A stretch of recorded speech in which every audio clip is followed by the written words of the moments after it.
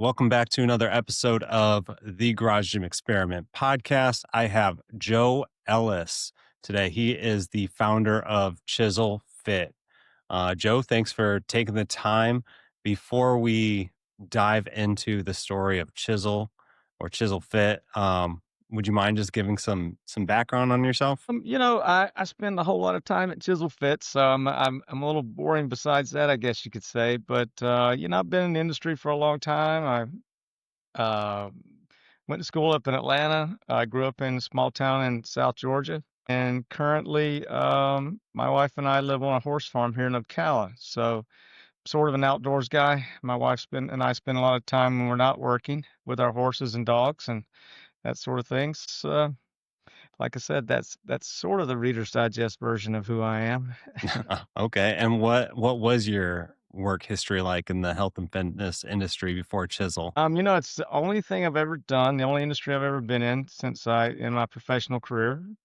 While I was in college, I started working at a retail store, fitness specialty retail store, just part time, during school. And when I got done with school, I got a marketing degree. And when I got done, I went to work for those guys doing commercial sales. So that's sort of how I really got entrenched into it.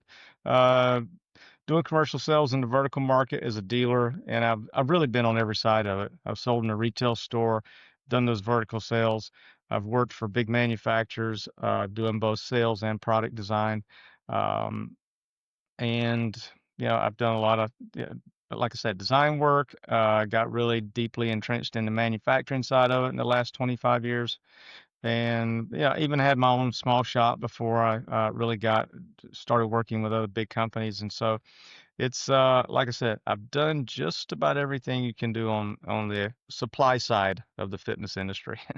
Okay. Uh, I would be very curious to hear how that evolved over like the last 20 years or so. Well, whenever I was working for those guys, as I mentioned, I was working for this company doing commercial vertical sales, and we were in Atlanta, and there was a little small manufacturer up in Knoxville, Tennessee, that was making benches and racks and some inexpensive basic products. We were selling Paramount as a commercial selectorized line, and we were selling Quinton treadmills and some other cardio products and stuff like that. But these guys were interesting to me because I was in the gym every day, and with them having basic stuff that was interesting to me because I was using it every day. I started seeing ways that I was like, yeah, we could improve this, we could improve that. And so those guys were a couple hours drive away. So I found myself every couple of weeks going up and spending like a half a day with the guy that owned that little company. And so that's how I sort of got the bug for designing equipment. Mm. So I started with that guy and I realized that I helped him redesign most of his product line and I was getting nothing out of it. And nice enough guy, but it was interesting to me because I started learning about manufacturing. And so then from the sales side at that company, this guy and I had a little disagreement, and I wound up going out on my own. And when I went out on my own, I said, you know what? I'm going to just take what I've learned here and start doing some basic equipment manufacturing. So I just started out with really, like I say, rudimentary stuff, just benches and racks and so forth. And I did that for about, I guess, about 8 or 9 years. And again, I was making kind of basic stuff. I was selling to local gyms, I was selling to regional distributors. And in 99, I came up with my first patented product. And that product was called the composite leg press. And that product was something that came out of a couple of different things. One, for me, I did a lot of squats and leg presses and hack squats. But I found that hack squats and leg presses, when I would get really heavy, would really bother my hips, hip flexors, and in some cases, my low back. Squats, if you use the right form, of course, you can protect your low back, and I used a lifting belt and that sort of stuff. But I was trying to figure out a way to really load my legs without, like I said, putting stress on my hip flexors or low back. So it's amazing how some of the simplest things can spark your, I don't know, maybe design. Solving a problem, yeah. Yeah, right. Yeah. Just trying to help you figure out the problem you're trying to solve, like you're Yeah. saying. I was getting out of a recliner one night at my house, And as I got out of that recliner, it's just an old it wasn't the electric kind, it was the old kind where you just had the lever on the side. And as I got out of it, I realized that I was sort of extending my legs and standing up at the same time. That extending my legs and standing up at the same time just sort of made the light bulb go off, and I was like, "Hey, if I could do a leg press where I could make the user support, what you're laying on, move simultaneously while you're doing the pushing the pressing plate, I may be able to solve that problem of overloading your hip flexors." So, um, and rolling your pelvis out of position when you get to the full squat position. So we tinkered around with a bunch of designs and finally came up with one where, again, we called it the composite leg press. That product actually became one of the first products in the Hoist Rocket line. And so um, like I said, we did a lot of iterations of it. We realized that the pressing plate had to move at a faster rate than the back pad so that you could extend your legs. And when I got that piece done, that was sort of like I was like, okay, I could take this moving user support, seat, back pad, whatever you're laying or sitting or kneeling on or whatever. And if you move that simultaneously with whatever you're pushing or pulling, now you've got something that moves more like a human naturally moves in everyday motion. You know what I mean? There's very few things, whether you're picking something up off the ground or pushing something or pulling something or reaching to grab something or whatever, there's hardly ever a situation where the other part of your body is static while that other limb is actually pushing, pulling, whatever it may be doing.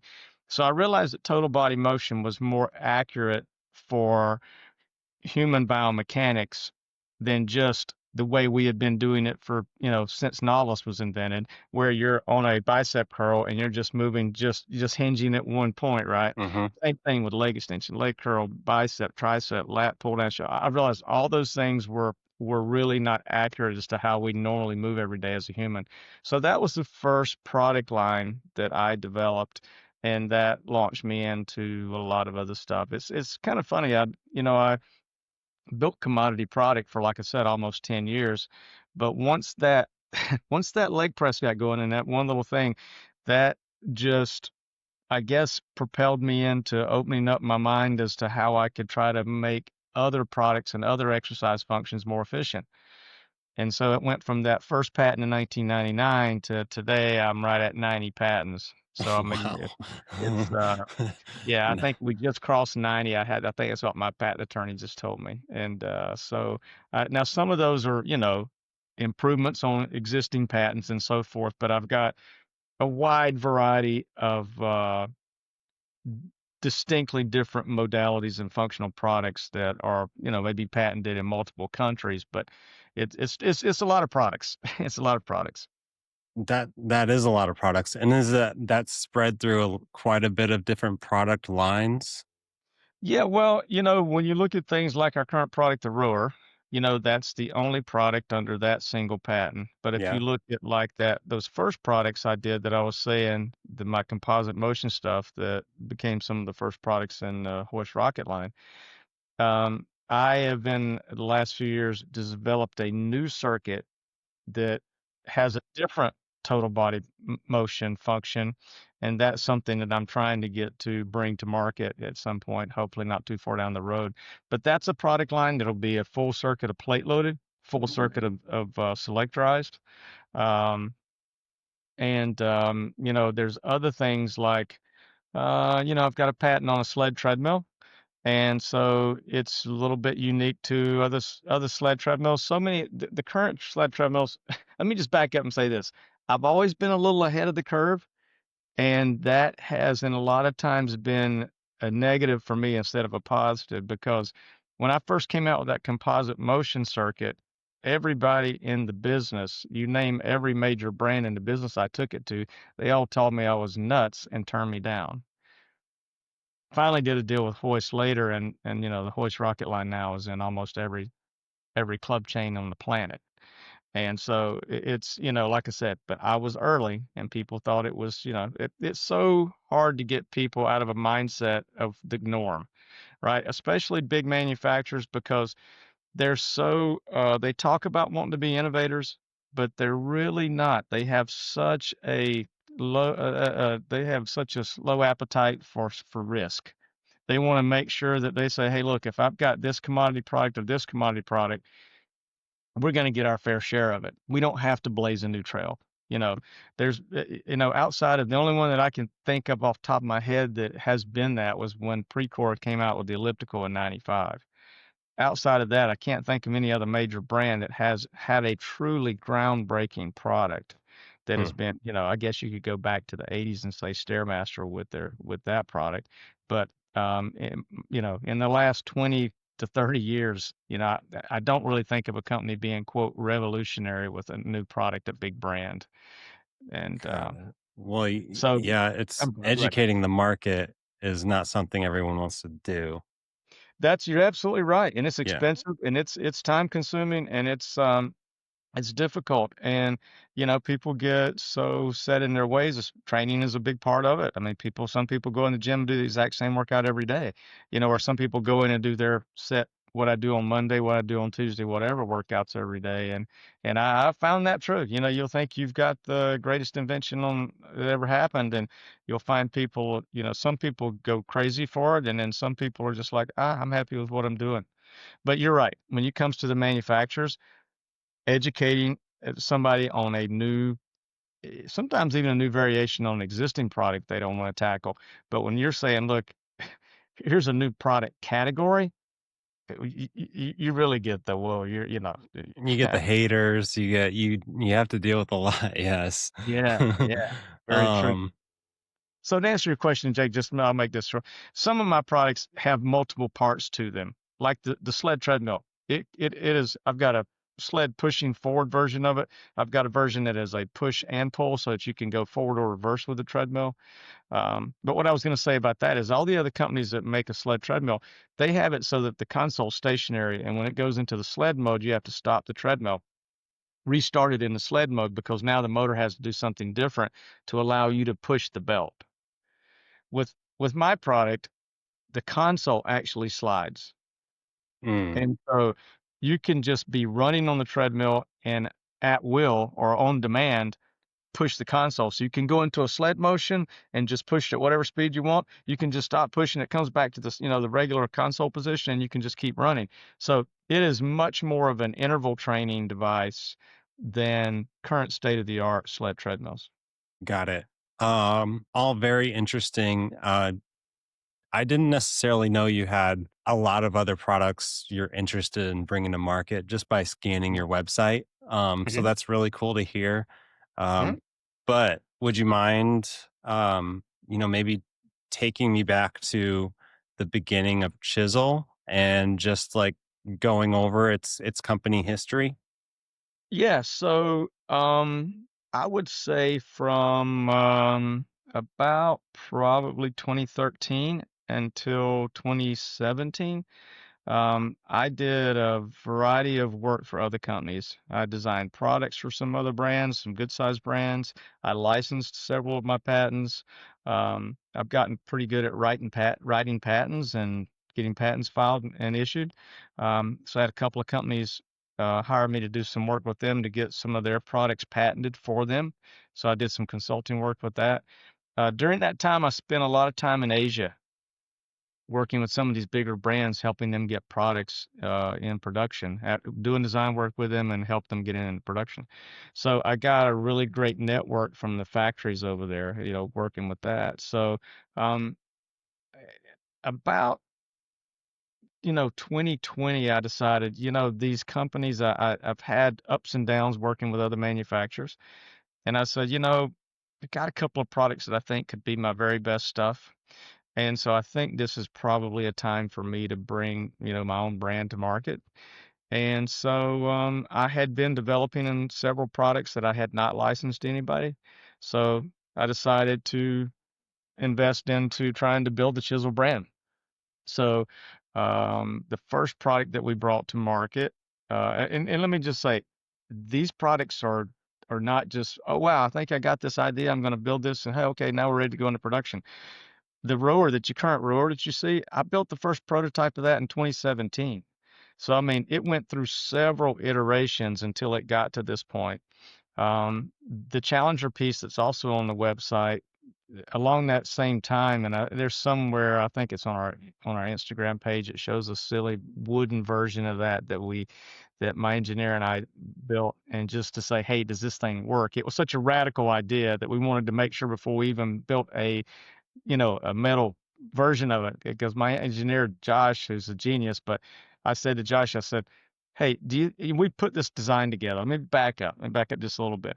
I, I told Josh, I said, look, I want to work on a product that will be total body engagement, push and pull, that will do a lot of different exercises. And so what we did for that is we took videos of people climbing stairs, climbing ladders, sprinting, hiking, plyo jumps, all kind of crazy stuff, and we mapped out the biomechanics of all those emotions from each joint: shoulders, arms, hips, ankles, knees, and we looked at those over a graph, and we tried to figure out how we could put all of most of those different motions into a particular machine. So we built the machine backwards around that geometric configuration. And so that's how Challenger came about. And it's such a unique piece, that there's not another product on the planet that engages as much skeletal musculature or requires as much cardiopulmonary exertion or taxing as that product does. The, the the oxygen consumption, the blood flow on that product is unmatched. And with the resistance system we have in it, it's such a wide range that you can go from a light cardio workout to a very difficult strength workout, but again, allows you to push and pull all four limbs. And so, um, that was trying to go towards efficiency of these motions is where Chisel really came about. And so that was the first product. And again, we went through 8 prototypes of that to get to the production version, because there were so many things that we learned from each one. And so we've actually now only got a couple of those units left, and we're practically sold out of that product, and we have already redesigned that product based on what the market told us about it. Um, the things the market told us about that, and again, you always got to take customer feedback to heart, had didn't have anything to do with the function. It all had to do with what happened in commercial facilities that kept people from wanting to give it a try. And most of that was cosmetics, footprint, just the size, et cetera, et cetera. So we went back and retuned that thing up from a size standpoint, from a looks standpoint. We took a lot of that mechanical that we had exposed on that product, and we flipped it around and hid it underneath the shrouding. And Mm. so we've got another version of that coming out not too far down the road that is going to, I think it'll really get more into mainstream at that point, because if I heard the word one time, I heard it 1,000 times during this Challenger launch: intimidation. People said the Mm. machine looks intimidating. And, perception is reality, right? So it, the thing about that product is there is nothing difficult about operating it. The machine guides the motion for you. All you got to do is get on and push and pull. If you can get people past the point of just giving it a try, you usually get a fan with that product and people that want to train on a regular basis. But it's funny, all the different things that have to go into a product to make it successful. It can't just be a good workout. I mean, it's got to look great. It's got to be safe to operate. It's got to be something that you can make at a reasonable price that people can afford. It's got to be something, like I say, it's very durable.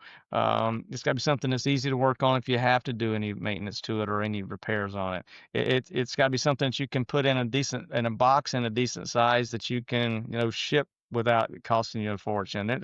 There's a lot that goes into it. It's amazing. Yeah, you have to be involved with it to understand the complexity of it going from, hey, I got this cool idea, to it showing up at your house or in your gym.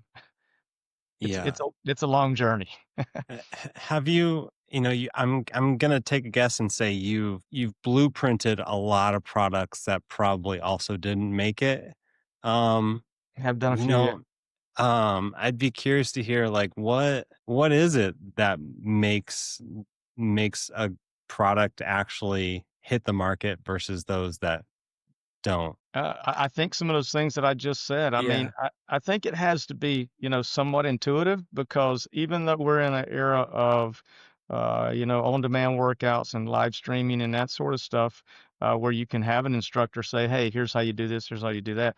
People still have to have, I think, some level of confidence just seeing whether they see it on your website or they see somebody else use it or whatever. I think that's the biggest part is I think somebody has to vision themselves training on that product. They have to see themselves being able to train on it. And somebody like yourself or myself, we're probably pretty adventurous fitness guys, right? We'll try anything, right? We're always looking for something that's new and exciting Mhm. and another challenge. But the general buying public, which you have to satisfy to make a product successful, like I said, they have to be able to see themselves working out on this thing, and it always helps if they can actually get on it themselves. But in the digital world that we're in today, so many products are sold that people buy before they ever touch them. So like I said, they have to be able to have a visualization that they can train on it. I think another big thing is space. That was one of the problems that we had, like I said, with Challenger was people say again, now we're talking about people having it in their homes, but also real estate in a commercial facility is a premium too, right? They don't like a lot of giant products either, but it's more important even in people's homes. So I think it's got to be something that has a reasonable size footprint to it. Looks like it's simplistic to use, but I think another big thing is having variety to that product. That product that can have multifunction to it so that you don't have to do the same workout every time. I know if it was me, if I just had a bike, like if I was just buying a stationary bike, I would get bored with that so quickly. I couldn't just ride a bike every day. I couldn't just run on a treadmill every day. I want to do something a little bit different. So to have a product that offers some versatility I think is very important. I think the other thing in today's world is the consumers getting so much more educated about not only the actual workout, but about nutrition, about recovery, about rest, all of those different things. I think that now the folks are more understanding that look, it's not just hey, a one answer to your problems or one thing that solves your fitness journey you want to have cardio and strength conditioning, right? You want to be able to be fit so that you can have stamina, of course. But I think people are understanding, especially more as they age. Strength training has so many benefits from osteoporosis to, strengthening the soft tissue around all your joints, et cetera, to just your overall everyday quality of life, especially as you age, just with everyday activities. But I think that, hybrid products, Challenger fits that bill. Rower now fits that bill. Rower takes rowing to the Chisel Fit rower takes rowing to a different place because now not only can you can do a conventional rowing motion, where our rower has a fan in it, so it has that traditional feel, that catch and release like you would find on, most rowers these days. But having that additional ability to, because our rail lifts up and down, having that ability to hook the rail and the base frame together with bungee cords with those power straps makes it so that you can get that additional intensity. So you can turn that into a strength row if you want. You can also throw the plates on the back and now make it into something where you can do bicep curls. You can, do straight leg deadlifts off of it. You can do a lot of different things. And so again, I think versatility and efficiency. Efficiency is probably the number one word I would use with what we're trying to do with our products nowadays, because to be able to get the most out of your workout in the least amount of time, I think again, for the overall success of the product. There's some people that are going to go in a gym and spend a couple hours.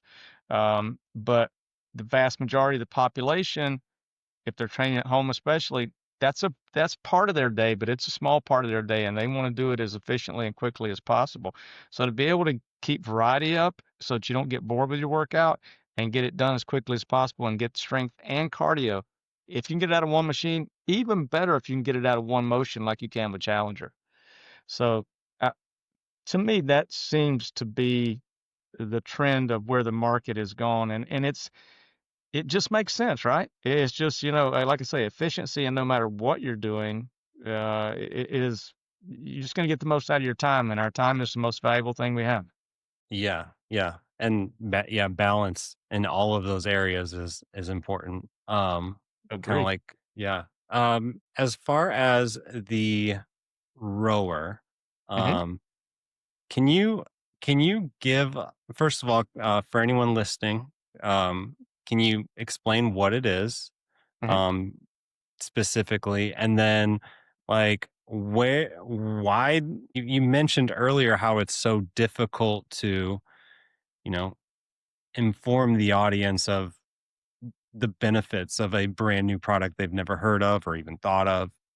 mhm. Why do you think this rower has potential, um, in a space where like there's a really dominant brand already, and there's a lot of concept two rowers out there? How do you think this product can stand out and catch people's attention? Well, um, when I first started looking at it, it's such a commoditized market. I mean, if you look at just the rower market in general, there's probably 100 rowers in the market. I mean, if you take every off brand you've ever heard of, and you go from anywhere to a sporting goods store all the way to a specialty store, you can look online and pull up rowers, and it's just a gazillion of them come up. And so, like everything else, I was trying to solve a problem with this product. The two things that I've universally heard about rowers and I've experienced myself is that people don't like having to hassle with the foot straps, just the time consumption of that, just the cumbersomeness of that, getting in and out of it. And the other big thing, especially in users, I would say, I've heard it from younger users too, but I would say people 40 up frequently complain about low back pain with rowers. Yeah, yeah. And because there is a stress there, right? That Hmm. motion does put a lot of stress on that lumbar Yes. area of your back. So, based on some of my other movement products that I've designed, started looking at it and I tried to think about, what would eliminate a couple of those problems. And again, with some what I call tinkering, we sort of figured out that if we could make that rail move dynamically while you're doing the rowing, so as you slid on that rower, if it would lift up and down, that would change your torso to your leg position, right? So instead of just being here where you're on that static rower, I'm doing a lot of things here with the hand gestures, but it gives you the idea. Um, it, it yeah, it goes back to putting the user in the proper position to help them do an exercise more efficiently. So when Josh and I figured out that if we could make the rail lift up and down, um, that would open up your hips and make it easier. Then we tried to look at a bunch of different ways to make that work, but then come back and make it feel more like a traditional rower. In other words, we weren't trying to get so far away from a regular rower that people said, "Oh, wow, this is a different machine." We wanted to say this is a better way to row. In other words, I wasn't trying to make a product that was a alternative to a rower. I wanted to make a product that was a replacement for a rower. So if you still wanted that traditional catch and release feel of a Concept 2 or any of the other brands that are similar to it, that you would have that resistance feel, that zing, zing, that release feel. So we did, again, a bunch of versions of it and tinkered around with a variety of resistance mechanisms, but we just came back to look, we can't make it feel like a fan if you don't use a fan. So we came back, we wound up putting a fan in it. We looked at electromagnetic, we looked at a bunch of different versions. So we put a fan in it and we wound up getting our geometry of our transmission system to work so that it had that feel. That what I call that transmission system, that power transfer system, that's what allows you to pick up your body weight, but not use a lot of your body weight. I didn't want it to be so that a heavy person got on there, a heavy deconditioned person, and they couldn't hardly do the exercise, right? Because they had such a difficult time lifting their body weight. So we had to make that so that it only that where you're lifting your body weight and lifting the rail is only a very small portion of the resistance. But it is enough of the resistance for gravity to bring you back to the starting position. So now you don't have to strap your feet in and pull yourself back with your feet because the rail brings you back to the start position. So that eliminated the foot straps. Mm. And then after, just like I say, figuring out how much elevation we wanted from the rail, because based on the way we set up the geometry of our system, of our lifting system in there, allowed us to, bring it up in a certain amount based on a full stroke for a tall person or whatever. So that took a lot of trial and error, but we finally got it to what felt correct biomechanically and also felt correct as, again, not making that a big part of the resistance system. So that was the original premise. Get the fan feel and just make it move up and down. After we got that done, we sort of said, hey, wait a minute, we're separating the rail and the frame. So if we just tie that together with an elastic mechanism, a bungee cord, we can make it harder to lift the rail. So again, we're going to bring on additional exertion. After that, we were like, hey, this thing's going up and down. It's screaming for a weight plate, right? And the weight horn. And we stuck a weight horn on there. So, we had to make the frame pretty robust that you're actually that supports the rail. We had to make that pretty robust, and we had to make that interior drive system pretty robust because you have such a mechanical advantage to lift your body weight. You're putting a lot of pressure on that system. So, you know, we think what we have now is bulletproof. We think this thing's going to last, a long, long time, whether it be in a commercial facility or in people's homes, any maintenance. But it took a while to get that right. But again, was trying to solve those two issues, low back stress and not having to hassle with the foot straps. The other cool thing about getting rid of the foot straps, now it opens up that plate. You can make a much larger plate if you look on our machine versus, rowers, your feet are right next to the rail, right? I mean, you're really close to the rail, so you got a narrow stance. If you're a Yeah. big guy, you know what I mean? You might want to spread your feet out a little bit more. Again, just the more you use it, the more things you learn about it. We found that the foot placement, low or high on that plate, also has a lot to do with how much quad versus hamstring engagement comes into the motion. And so again, getting rid of those foot straps opens up a lot of things that helps you, again, more variety, hitting muscle groups from a different, perspective. We found that, again, I was talking about the straight leg deadlifts earlier. And if you look at some of these exercises, we're going to be starting to post a bunch of the different exercises both on our social and on our website. And then we're going to have the on-demand workouts that we're getting ready to start on. Some of these exercises, it surprised me to be able to make them as legit as they are with this machine. And the first one that comes to mind is that straight leg deadlift, because you put, 2 or 3 45s on the back of this thing, and it's that static resistance from the go. I mean, from a, nice stretch where you're getting a ton of hamstring out of that. And as you go back and finish, you really are loading, the lumbar area of your back and, the lower part of your rhomboids there, so that you're getting very similar feel and muscle conditioning that you would get off of doing a straight leg deadlift. The guys that are going to do it for powerlifting or bodybuilding are maybe not going to be able to get the, 10 plates on each side resistance that they want, right? But like I said, it's legit. I mean, the same thing about it with a bicep curl. The other part about it that's really cool is that there's a cam inside of that drive mechanism.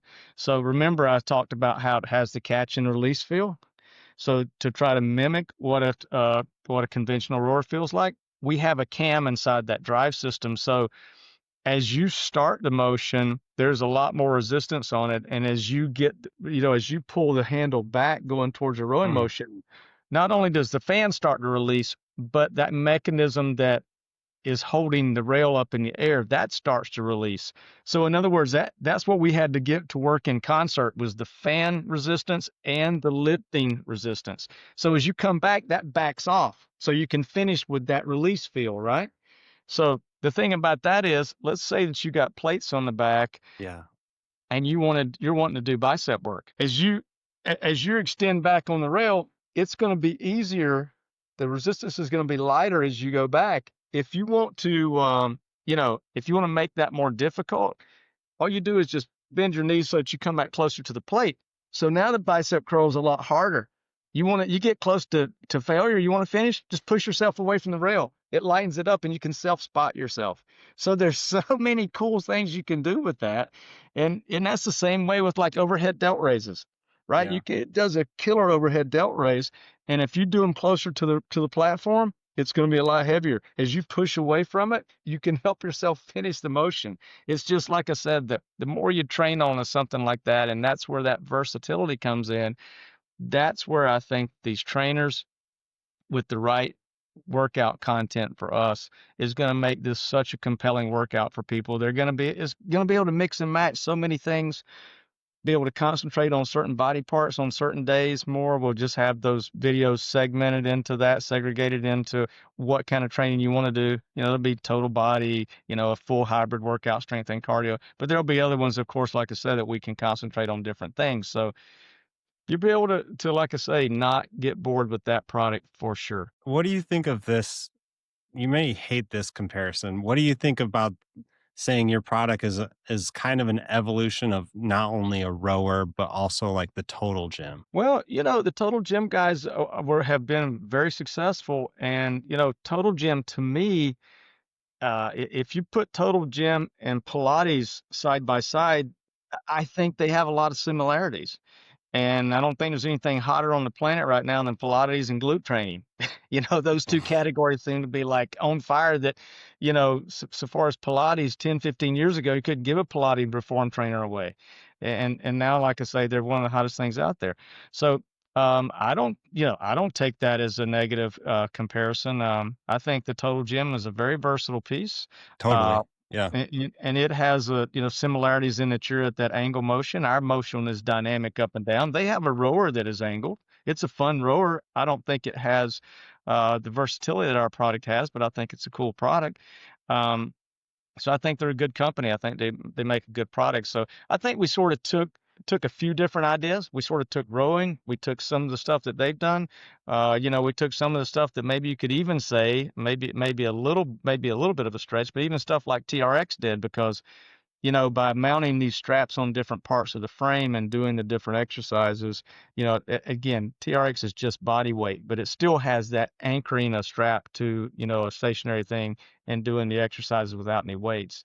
If people ask me to say, hey, sum up the rower, I always say it's a rower, it's a cardio rower, it's a strength rower, and it feels like you got a set of dumbbells and a bench all in one machine. Yeah. Because you pretty It much can do anything on this rower that you could do with a set of dumbbells and a bench.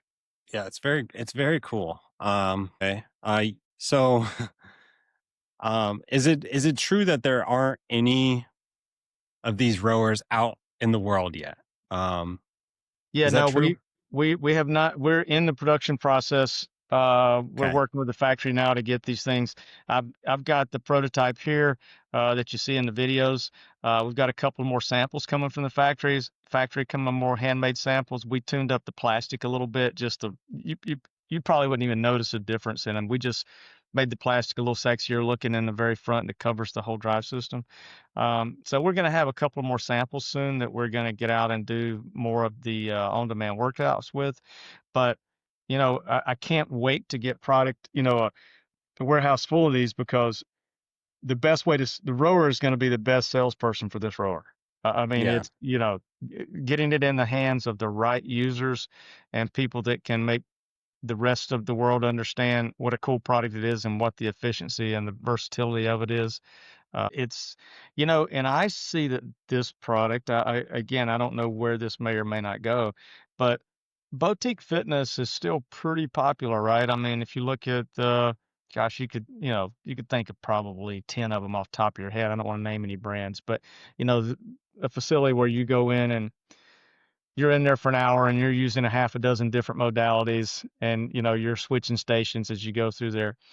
I do something similar to that with when I train here. I may use the rower for 5 minutes. I may get on Challenger for 5 minutes. I may get on my sled treadmill for 5 minutes, and I may do a two each circuit of that. So go through those, 6 times and knock out 30 minutes. And man, it is a killer workout. You get all the strength, all the cardio you want, and you burn a ton of calories. So I'm for me, it would be super gratifying to somewhere down the road see 3 or 4 or 5 of my products or whatever, a company take those and turn that into some sort of, type of training Station. facility. Yeah. I just think that again, we go for efficiency. And if you take several efficient products that all may hit you in a little bit different way and put that into one facility, boy, you could make a 20-minute workout something super fun and super exerting. And again, I think that's a workout you would never get tired of, especially if you got the right trainer running those classes. Because some of the versatility I told you about these products, think about mixing and matching the versatility of 4 or 5 products together and being able to keep a fresh workout all the time. I mean, it's again, I think people get bored. You know, I think people want to keep it fresh. Um, because, working out takes some time, takes some effort, and you wanna get the most out of it. Yeah. For this rower, do you think the early adopters will be more of in a gym setting or home gym setting? Um, I think we'll sell a lot more of them in the home than we would. I don't honestly, I don't know, Jake. From an early adopter standpoint, I think we'll probably get more of them in the home, um, in the beginning than in the gyms because, again, I think when people see this footprint of it, the amount of size it takes up, which is smaller than a conventional rower, we're about 12 inches shorter than most of these rowers, 12 to 15 inches shorter than most of these rowers, and we're the same width. But I think that people are gonna see the versatility of it. Now, I mean, just looking at your gym in the background, you got a lot of space there, but a lot of people, it's just in their home office, or it's in a spare bedroom, or it's in a small section of their garage. And the Mhm. fact that this thing has got wheels on it, and if you needed to move it from here to there to get it out of the way when you're not training on it, I think that people are gonna see the versatility of it. And if we convey that through whether it's influencers or through our marketing efforts and our social media and so forth, if we can make people understand what this product will do, I think it's just like anything else. I think it's going to take a little time for it to get a lot of traction, but I think once it gets in the field, I think we're going to have nothing but positive feedback. I've had a wide variety of users on it, from super fit to all the way to older deconditioned. And I know this sounds like I'm, talking about my baby here, but I can't come up with a negative that I've had people get on it and use it and get off and go, well, I like it, but I haven't had the but. I think that maybe there might be some folks that will want a fancier screen. We have a sort of a basic screen now, like most of the other rowers do. Um, that give you your workout metrics, but don't necessarily entertain you. Mhm. We do have a large area that's built into our console above it to put your phone or your tablet. So we have a built-in device for you to be able to put that there to be able to reach our YouTube channel for the workouts or whatever you may want to do.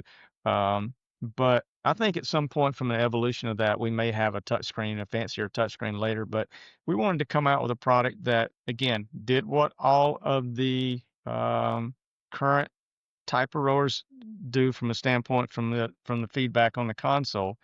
And I wanted to keep the price point as low as we could too to get the thing introduced into the market. So, like I say, the people I'll mention a couple of brands here, but the Peloton, Hydro, Averon, those kind of rowers that are really nice, have a really, fancy screen that allow you to watch somebody rowing a boat down on the Amazon or whatever. Those are great. Those I can see the entertainment factor of it, and they are able to give you a lot of good training information. But we may have something where we go to one of those screens later. But yeah, Cool. So when do you see these actually being in people's homes or gyms? factory's telling us sometime in January. Okay. So we're hustling to try to make that happen. Like I say, it's a process, from a tooling process and all the different things you have to do to get it in the box and get all the safety certifications and all the other things that you have to do to get this thing ready to ship to somebody. But we're right in the middle of that process now, and it's going forward really well. And so Good. it's exciting times. We're looking forward to 26. Once we get the rower done, we're gonna come back with 2 or 3 new products that we think will all um, have similar impact. And like you said, the adaptability. I think the other thing too is when people see a completely new product and they don't know the brand, Chisel Fit's not a well-known brand, of course. We're, a young company and we're certainly not a, household name. Um, but I think once people get confidence in a brand that you build a quality product, the product does what you say it does, as advertised. I think that gives people the confidence to come back and, now give you a chance on some other products if they look compelling. So it's, I'll say this one thing about the rower. I've had several people that have seen the video of it, whether it's a demo video or whatever. They've seen videos or stills or whatever, and they've come to my office, and the first thing they say when they see the product is, "Wow, it looks a lot smaller than I thought it was." And that, to me, that seems, again, I'm very close to it. That seems odd to me, um, because to me, it doesn't look big in the videos or the photos. But like I said, it is actually smaller than almost every other rower out there. So it's instead of being big, it's the other way. It's smaller. It's 78 without the weight on it. Honestly, It's, yeah.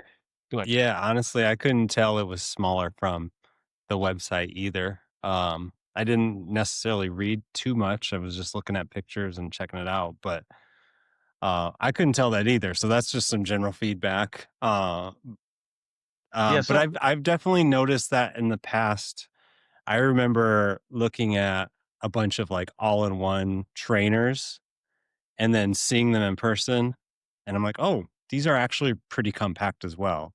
So I hmm think it's just hard to really showcase on a website how compact something may or may not be. Yeah, I mean, I had somebody on social media the other day make a comment and say, "Oh, machines that do a whole lot of things usually do all those things kind of mediocre or sort of crappy and don't do one thing really well."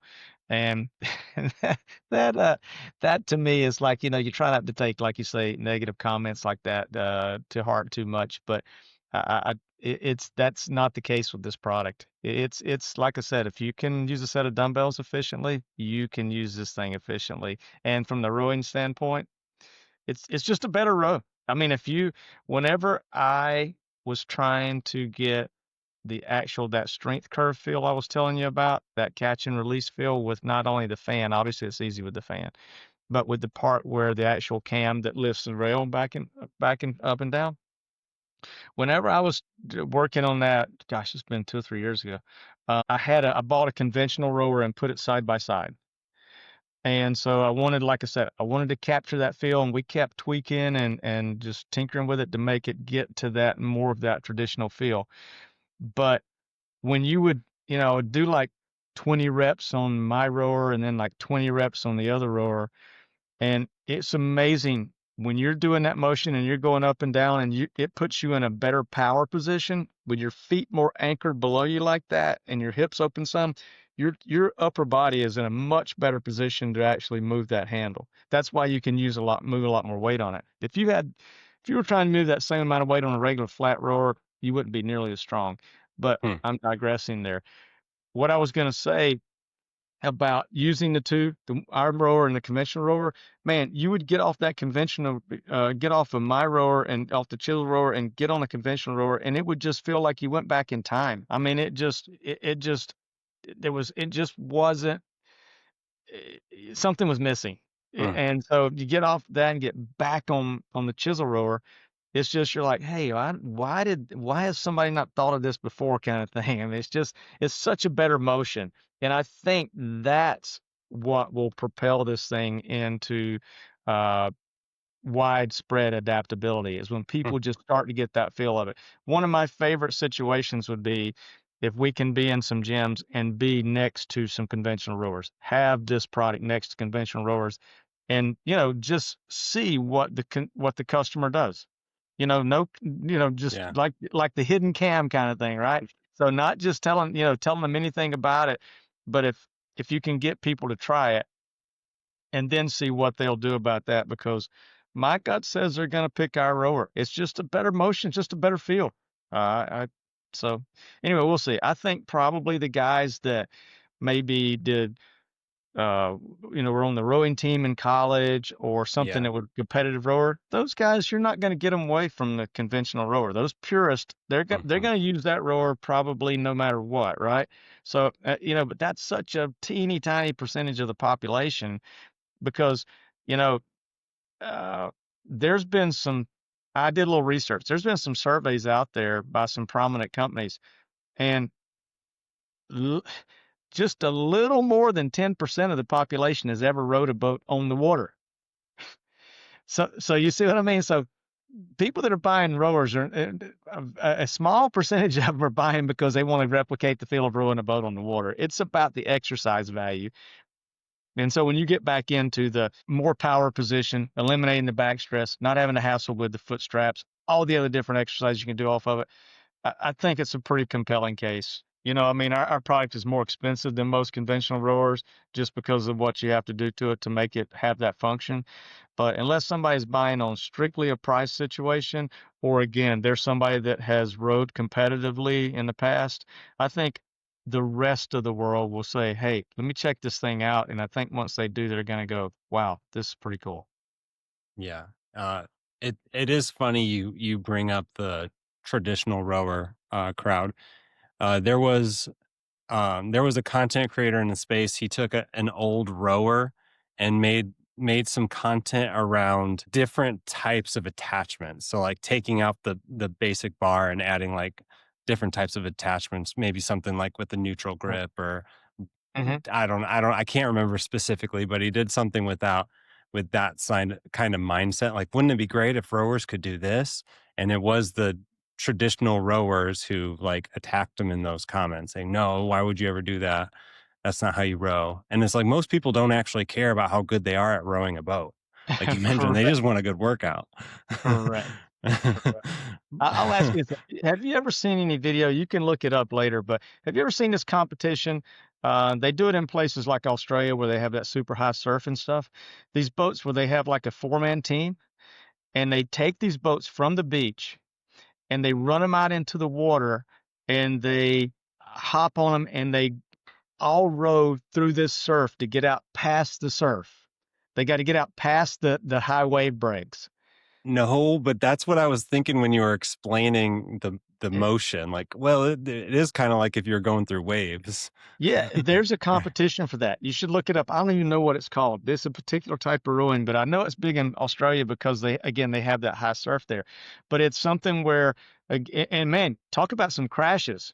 These guys aren't strapped into these boats by any way, and they have that conventional, big oar thing. And so it's like they all four get out, get it far enough out they can jump in, and all of a sudden, next thing you know, they're in those big waves and they're trying to like, it's like Tom Hanks on Castaway. They're trying to get out past the breakers, right? They're trying to get out to the flat part. And there's something about I don't know that each of the competitions they have buoys or something that you have to make it past this buoy in a certain Mm. amount of time. So it's like a timed event. It's a go from the beach. They carry the boats out, hop in them, go and it's so similar to what we did with this because as you go back, you're going over the way.